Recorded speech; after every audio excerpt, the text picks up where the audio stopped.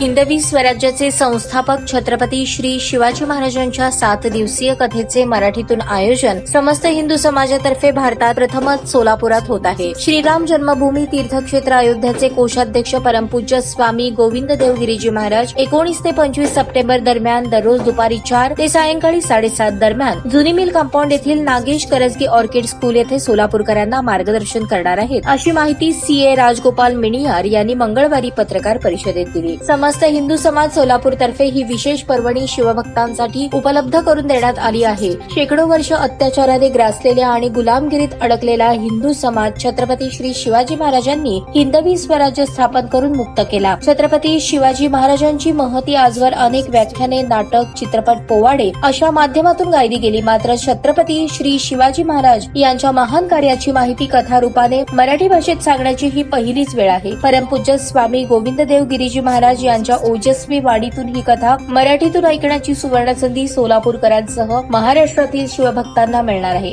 छत्रपती श्री शिवरायांचा जन्म, शिवसंस्कार, शिवप्रताप, शिवधैर्य, शिवशौर्य, शिवचातुर्य आणि शिवविजय या 7 विषयांवर 7 दिवस श्री शिवचरित्रातील विविध प्रसंग पंडित स्वामी गोविंद देव गिरीजी महाराज आपल्या ओघवत्या शैलीतून शिवभक्तांसमोर मांडणार आहेत। सोलापूर शहर जिल्ह्यासह सर्व शिवभक्तांनी या कथेस दररोज उपस्थित राहून श्री शिवचरित्र कथेचा लाभ घ्यावा असे आवाहन सीए राजगोपाल मिणियार यांनी केले। या पत्रकार परिषदेस हेमंत पिंगळे, संगीता जाधव, सतीश शिरसिल्ला, आकाश शिरते आदी उपस्थित होते।